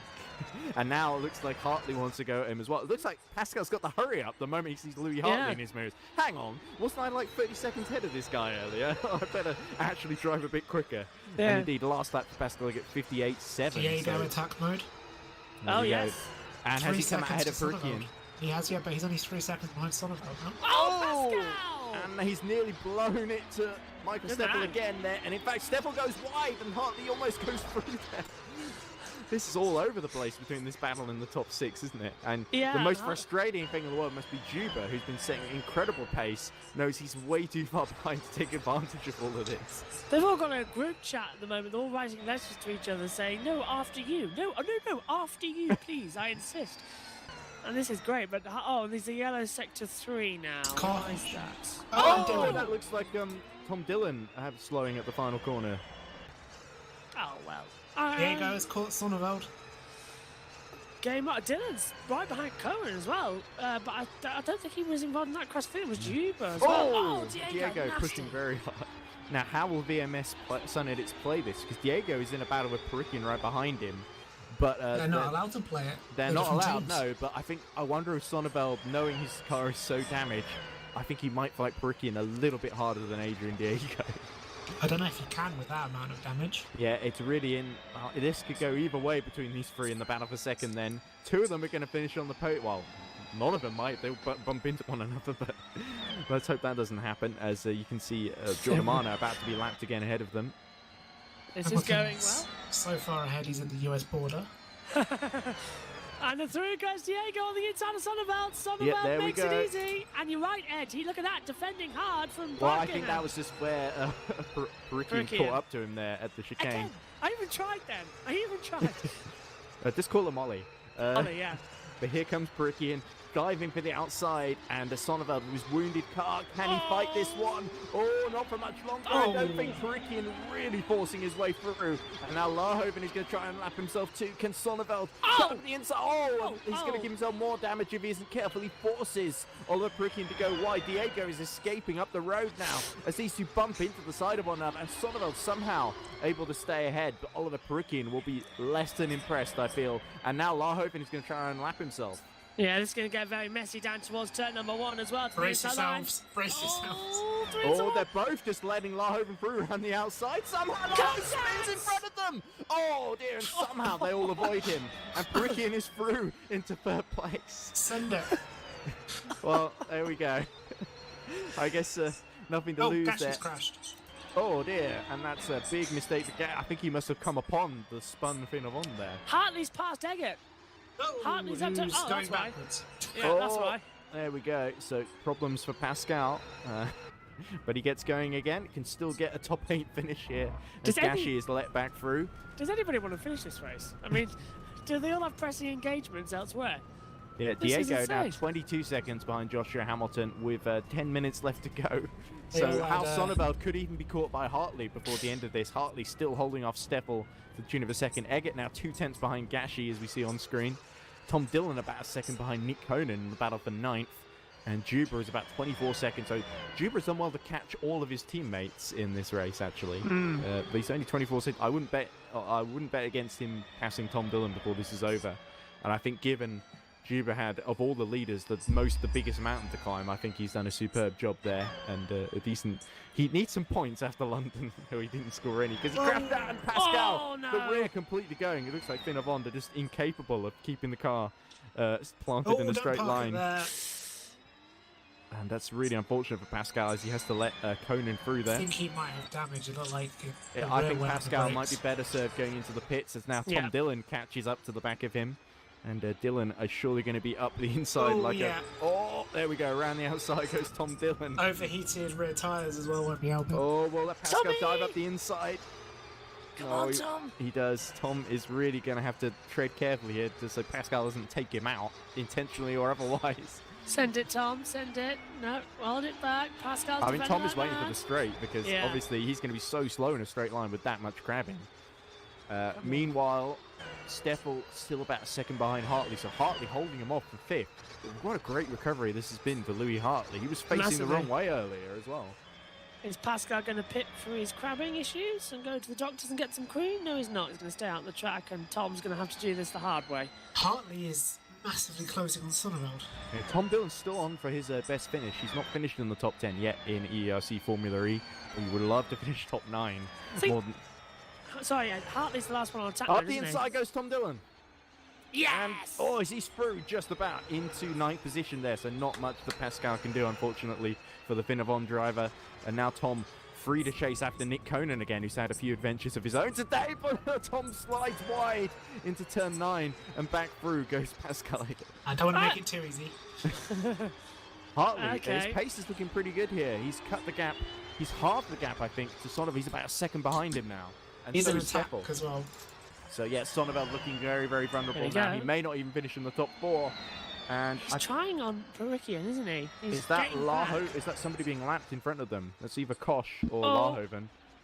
Hartley thought about a move on the inside line. Sonneveld shut the door quickly. Yellow third sector was out briefly. We're about to squeeze. Oh, no, it's not. It's Michael Kosh in the wall. He's got going again. So Kosh had a little bit of a problem with the chicane. There we go, and that could open up the door for Jack Giordamano, who's only about 8/10 behind him in the battle for 12th. Jack Giordamano would love to finish in his customary 12th place, his best finish position yet. He's only done it twice.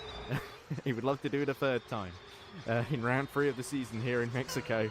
Louis Hartley, meanwhile, really continuing to close inexorably on House Sonneveld, and I think a podium might be just out of reach for Louis Hartley, because Perikian about 7 seconds up the road, and only 2 seconds behind Diego. That is Michael Steffel, yes. Of course, Steffel's going to take him. Yeah, Michael Steffel is going to try round the outside of both of them as they squabble against each other. 3 into 1. How's it going to go? And Steffel, not for the first time today, is almost in the wall and has to let them both through. But Louis Hartley, crucially, coming out on top and past Sonneveld for 4th position. I think Steffel, if you had a brain cell, would be dangerous with that first corner. Second Yeah, time is a Michael second time Steffel's- in a crash. Steering is not in a great shape either, so he might struggle to get past Sonneveld. Yeah. As we see Dylan back down to 10th, still fighting against this time Nick yellow Conan. with Hartley. Hartley, what's up to Hartley? He's and come to a Hartley stop. got behind Steffel. So What Steffel happened up the there? inside I of him, think he and went that's Sonneveld wide. but through as well. So Sonneveld somehow managing to scrap his way back through. Oh, I think Hartley's got damage. Look at this. He's crabbing the car massively. Hartley's got Whoa. damage. He's hit the wall. Hartley's hit the wall. He's Big got his time. big suspension Yeah. car. Oh no, surely Hartley's not going to be able to keep that going. And No, the pit don't lane- pull onto the racing line. Oh, Oh dear, and he's got cars coming up behind. He's got Nah, he has to Eggert, pit. Conan and Dylan. Can't not- keep that going. So there we go. That puts Gashi back up to 6th somehow. Oh, he's he's got- staying out. Is he staying out? Oh, dear, this no. is a bit risky from the Scotsman. Surely That's dangerous. this is going to be this is going to be Oh, interesting into turn 1. Here we go. Steffel now up the And inside of Gashi. Sonneveld, and Gashi tries Gashi's to in this defend battle them. too. Gashi will try for the outside, but Steffel through into 4th position past Hal Sonneveld, and now surely outbound Gashi is going to make short work of Sonneveld here too, and did mow him Yeah. down to 6th place, and up the inside he goes. That was quite incisive, and he's still side by Sonneveld's- side, Yeah, and Sonneveld's still trying to Sonneveld hold it. concedes. Yeah, backed out of it. That Sonneveld's was too much sensible. damage. There wasn't really. He doesn't have much to fight with anymore in that yellow machine. It's not much hang. Hartley's gone again. Oh dear. So Louis Hartley down to 10th position. Lets Dylan, Conan, and Eggert through. Oh, can- and that's Eggert Whoa! spinning. And that's Eggert losing it completely. So that puts Tom Dillon up to 7th then. Wow. This is Hamilton trying to lap them. Yeah, and Hamilton, the race leader's getting all mixed up in all this. And Yes, Josh Hamilton does have a 24-second buffer to Diego, of course. It's going to beat it. Interestingly, Juba is only about 13 seconds behind Eggert now, impressively. Hartley needs to pull in. That's dangerous. yeah. 4.5 minutes left to go then. He's done so surely Louis Hartley. Oh no! Oh, it's a kick out. Well, Oh. in fairness, he did try and enter the pit lane, but it I don't snapped think on he him. did. I think he was just. No, you're right. He would have Crashing. gone in now. Yeah. You're right. He's crashed. I He was can, giving him the benefit of the doubt. He can Hartley keep it in a straight line. Oh, well, he certainly helped Juba out because Juba's now only 6 seconds Oh. behind Eggert. He's Who's still that? going full race pace, which is. Well, Fine. Louis Hartley's sort of used to the rear tyres going and just going for it, I think. And now Perikian's caught Diego. he has. Yes, here we go. 6/10 between the two. And Diego under huge pressure now. Can he take his first podium in EERC Formula E from the man who also took his first podium last time out, Perikian, and he's trying to take 2 in a row here. But Diego is going to be steadfast in his defence. Oh. We've seen it before, haven't we, folks? Hamilton's There's a spun yellow again. flag ahead of them. It's Hamilton? Hamilton. Yeah, Hartley. Sorry, Hartley. Sorry. Yeah, sorry, I was just thinking Hamilton spun. That's a big story. Why are we not more excited about that? Oh, the race leader spun. Whatever. Hamilton could spin. Hamilton's got a penalty, as you say. Hamilton could spin, go for a coffee, come back, and still win the race. He can have a taco, sit on the toilet for an hour. Oh, personal best lap of the race, 56.5 for can Juba. check the He's energy as pushing well. to catch Eggert. And oh, look at this.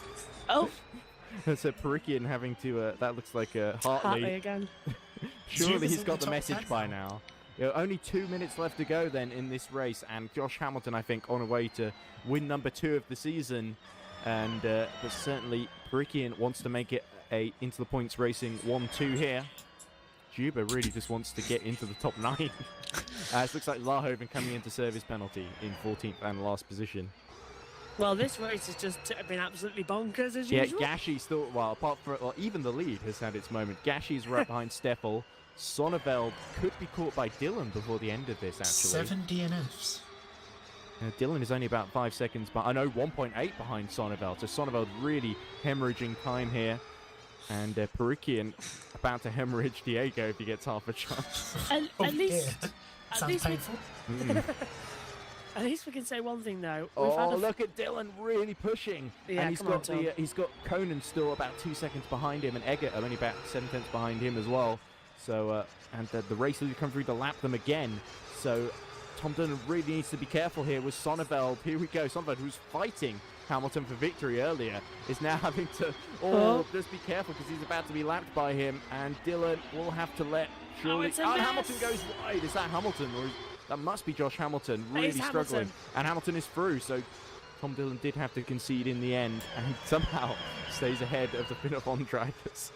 If Sonneveld takes Hamilton out right now, the outrage will be heard. Perikian is about to Here. run out of attack mode as well, 7/10 behind Diego.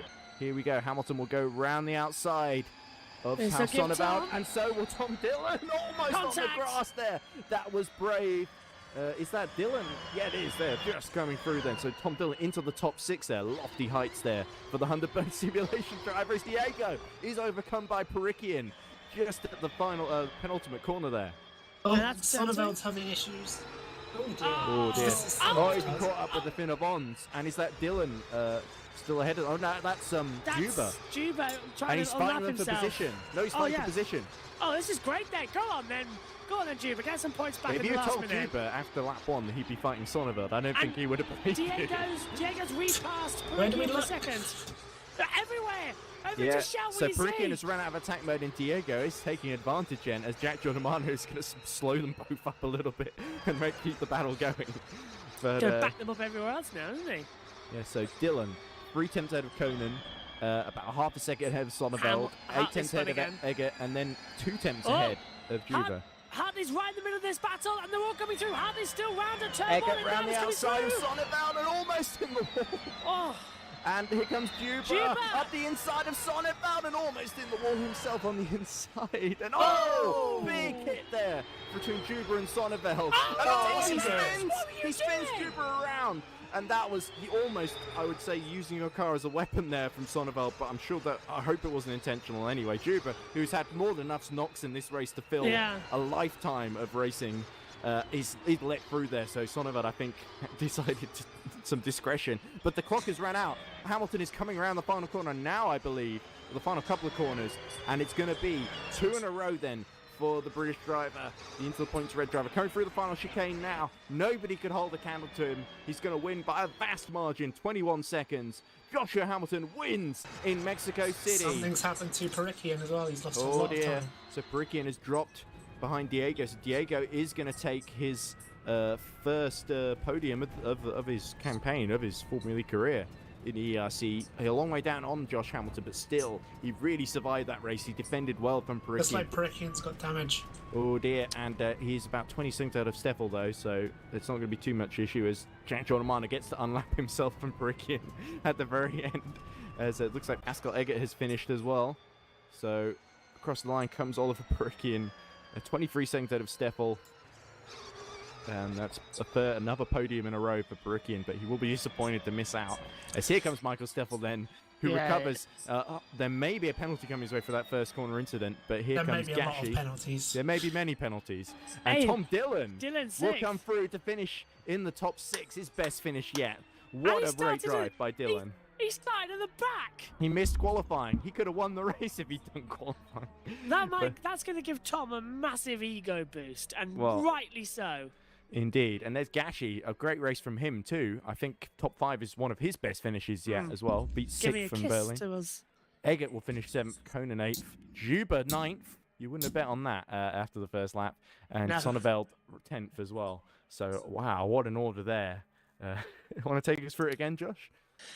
It's Joshua Hamilton who takes victory here in round 3 of the season. Adrian Diego is in second position. Oliver Perikian finishes third, rounding out the podium spots as well. Michael Steffel in fourth position, causing an opening lap crash, yes, and causing another crash, but still finishing in fourth place. May have a penalty. Alman Gashi is in P5. Tom Dillon starting at the back of the race, finishing in P6. Pascal Everett having a couple of spins and a couple of damaged cars as well, crawls home for 7th position. Nick Conan as well goes into P8 as well. James Juba as well started on pole position, got taken out by Steffel at turn 1, fought his way back from last, and a penalty to 9th place, and Gilles Sonneveld taking the final points paying position in 10th place. On the second half as well, Louis Hartley as well, finally getting back in as well. He finished 2 laps down, but ahead of Michael Koch for 11th and 12th positions. Jack Giordamano did make it to the end, despite having the least amount of energy of anybody and the most issues in the race, was 13th. Yola Hoven as well was 14th. Luke Mitchell DNF'd in 15th, along with Luca Gray 16th, Peter Schumann 17th, Chris Servas as well in 18th, Max Stanzi as well in 19th, and Josh Hughes rounded out in 20th place. Yeah, Luca Gray just sent me a message to say that his steering was 90 degrees to the left. So that was why he retired. It wasn't a disconnection. It doesn't sound like. But James Juba, understandably, very upset with the driving standards in the race, but after being hit not just by Steffel but also Sonnefeld with damaged steering. But one man who didn't have any trouble was Josh Hamilton. So shall we talk to Josh Hamilton now? Absolutely. Right. Okay. So joining us now in the chat is our race winner for the second race in a row. It's Joshua Hamilton from Into the Points Red. Hello. And a round of applause, a polite round of applause then for the winner of the Mexico City E-prix. Joshua, congratulations. Talk us through the race. There's certainly a lot going on in that race, even for you. Yeah, there was. Yeah, there was. Yeah, thanks very much for the congratulations. I'm not talking to you, John. I'm talking to Into the Points Racing, Joshua Hamilton. Anyway, thank you. Yeah, coming into this weekend, I wasn't exactly, well, I say weekend, it's the middle of the week. Coming into this race, I wasn't quite too positive about it. I wasn't really sure where my pace would be. I didn't really put the time in to the track that I wanted to put in. And that really showed in qualifying. Qualifying was abysmal, to be honest. We just about got Super Pole. I don't know what the gap was behind, but being fifth in the Super Pole, it's not a place where you want to be. Well, at least you didn't cut the track. At least. Morally, I don't know if I could sit right with that. But it was just the way the rules were interpreted. I don't think you can do anything about it. It was just what I'm not really going to speak on it. You could not cut the track. That's a good start. Anyway, turn 1. I have no idea what happened there, but it was carnage. Yeah, it looked like Steffel tried to move on James, and from the two had a disagreement. Chat, I think he felt he was squeezed. We're going to have to look at it back. I have no idea what happened. But starting 5th in Super Bowl, actually was 4th, weren't it, in the end? Starting 4th worked to my advantage because I went in that turn 1 melee. So coming out of turn 1, it was 1-2, and then there was...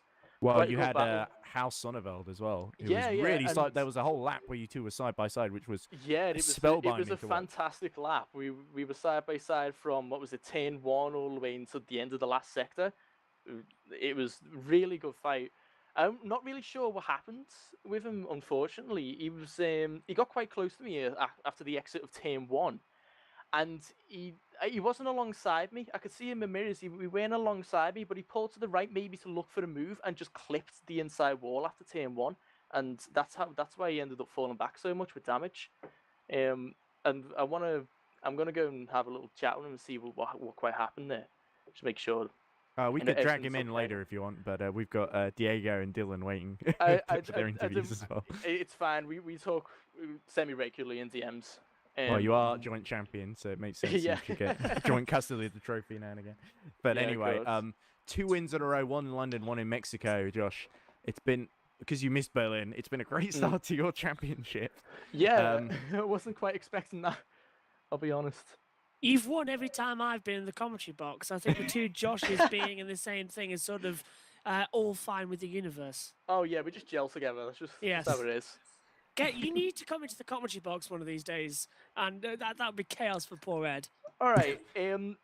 Next endurance, it's 24-hour. Yeah, come in. Indeed. Well, we need all the help we can get. We're going to get homeless people off the street to come in and give their insight into the bar in 24 hours. But anyway, in terms of Formula E action, next up, New York on the 12th of October. Good track for you, Josh? I have no... Actually, no, I do have an idea. I don't know where it goes. I've messed about with it. It's odd. Yeah, I'm going to have a play around with that track because I'm not really too sure I'm pretty sure you are the new championship leader now, although I'm not sure if Gashi might have had coming 6th might give him just enough points. I think Gashi might be just in 2nd, but anyway, a fantastic drive there, Joshua. Well done again, and I guess we'll see you again in New York, but also for, as you say, endurance and maybe even British touring cars. You want to end the season on a win just to give us a bit of a bloody nose as you win the championship. But anyway, great chatting to you as ever, and enjoy your victory as well. Oh, thank you. It's been a pleasure to both of you. See you later. Oh, and it would help if I dragged him in the right place.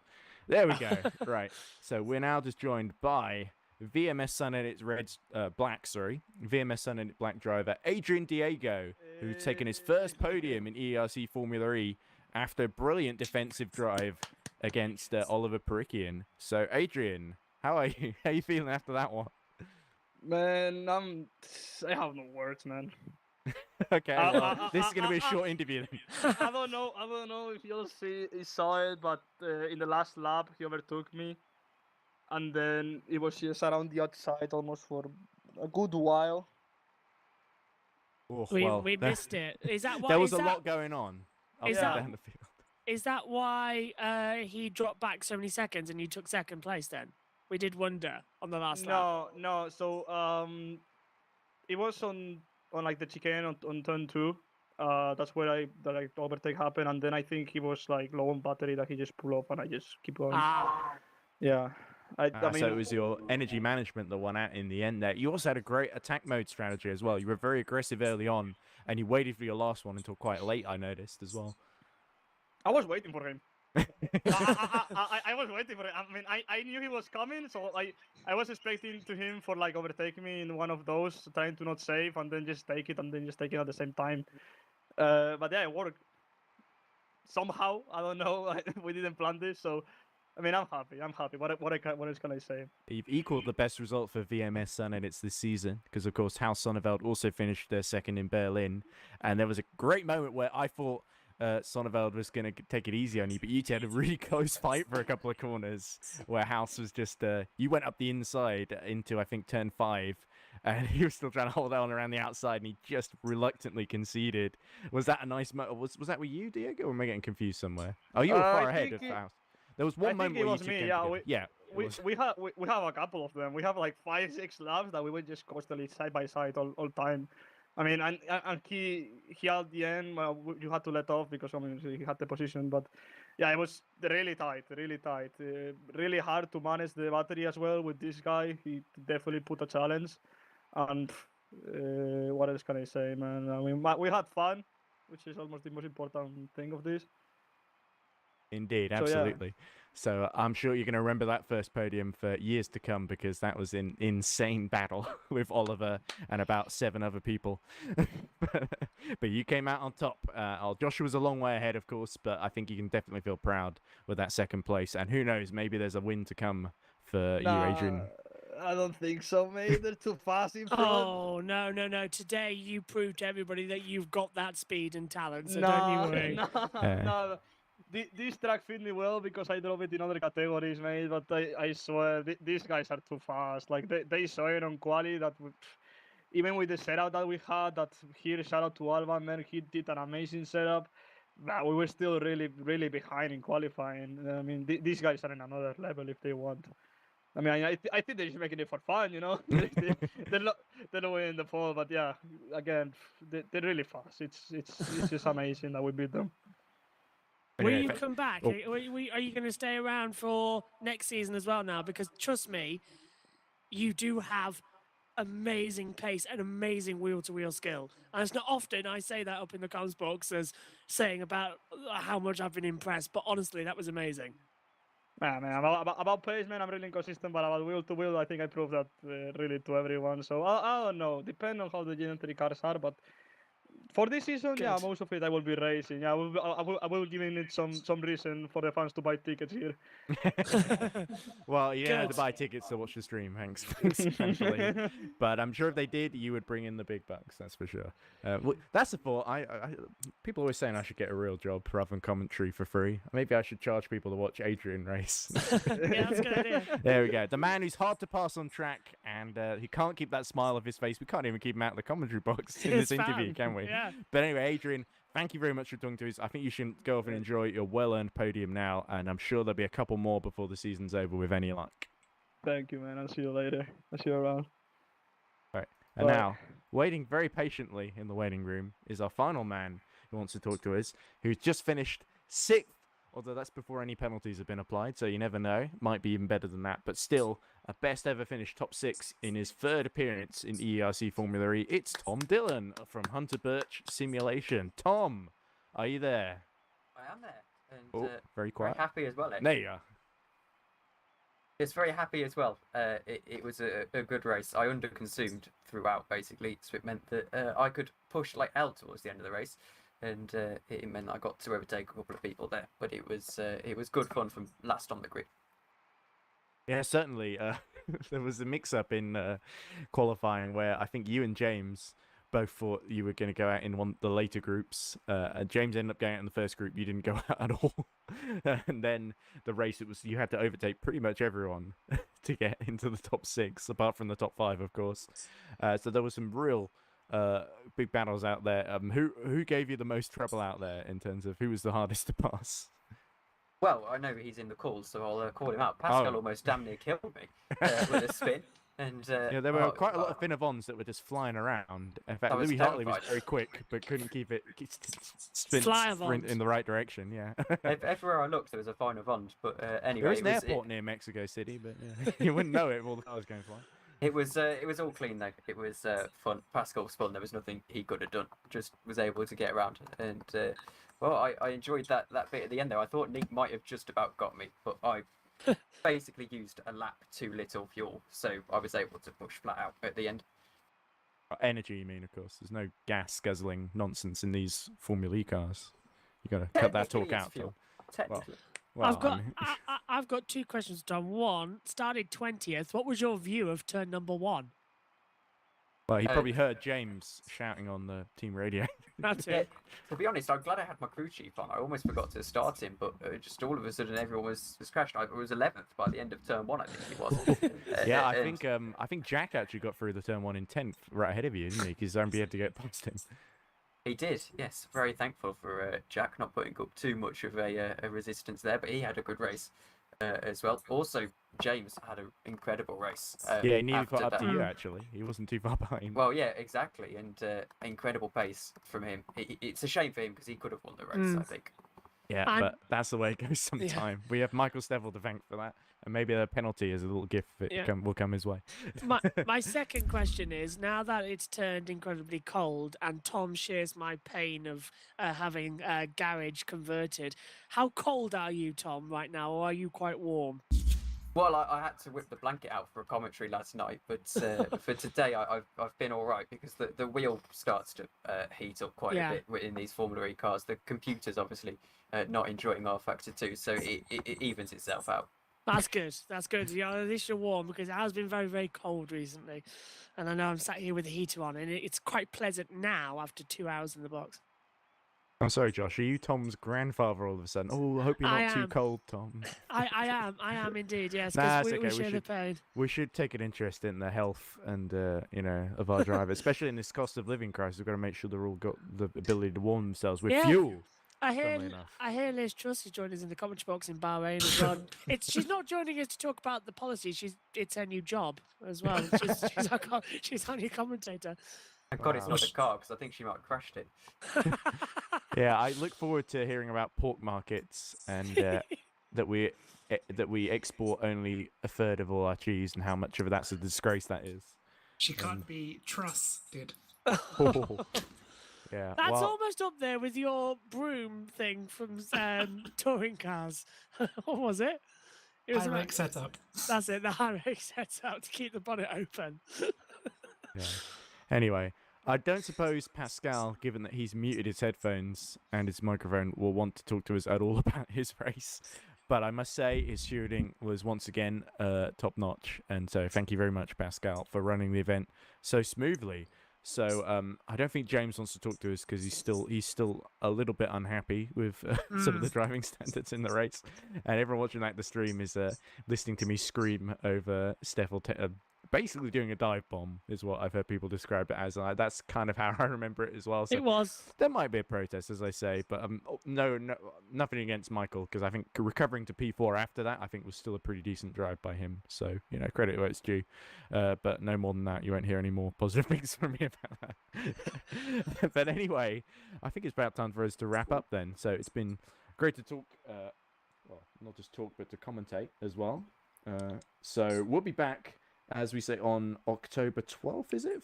Yes. October 12th for EERC Formula E in New York, which is our next round. And I'm sure Josh Hamilton is going to once again extend his championship lead, the way things are going at the moment. But if you can't wait that long, we've got EERC Touring Cars on the 8th, the finale in Bahrain, with Mia Rose leading Liam Rance by about 6 points, and Chris Davis, Alessandro Valente, and Oh, pardon me. I shouldn't burp because I'm about to mention Nick Homewood, who's still technically, I'm used to it. mathematically in that title contention on 80 points. Yeah, With Nick- he's about 28 behind with a maximum of 30 available.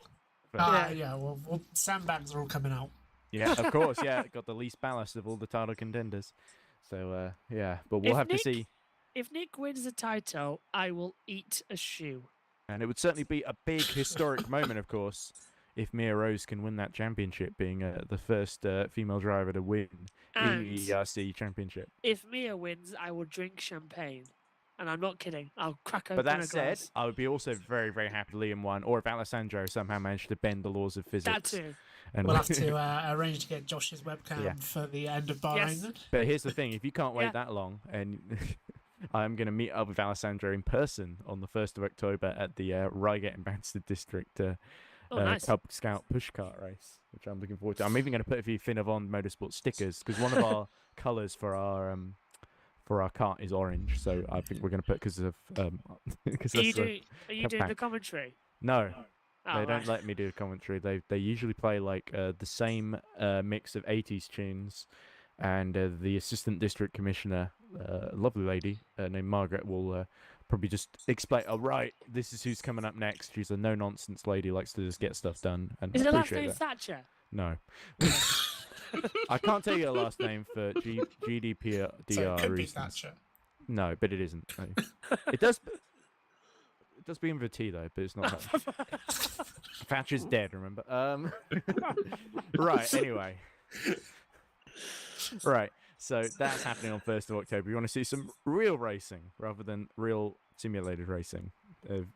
But That sounded better in your head, didn't it? yeah, I haven't said where the race is actually taking place there, notably, but I just wanted to let people know that it's on. So, but me and Alessandro, we're gonna have a good time. We're gonna give the kids motivational speeches. And I thought I'd bring someone who has actually done racing rather than me, who just talks about other people doing racing. The lady's not for turning. Remember that. Okay, well, it's kind of like an oval, so you kind of need to turn. And there's cones as well.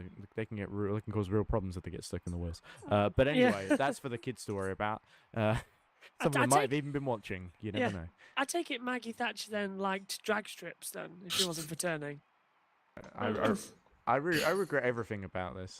She spent most of her time at Santa Pod.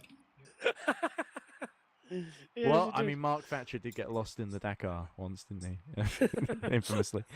Anyway, so that's it from Mexico City, and thank you very much for watching. 2 in a row for Joshua Hamilton, and but a great first podium, of course, for Diego, and some great drives up and down the field. So from me, Edward Hunter, from Joshua Birch, Nick Homewood, Pascal Eggert, and everyone else here at EERC Formula E, it's goodbye, and we'll see you next time in New York City.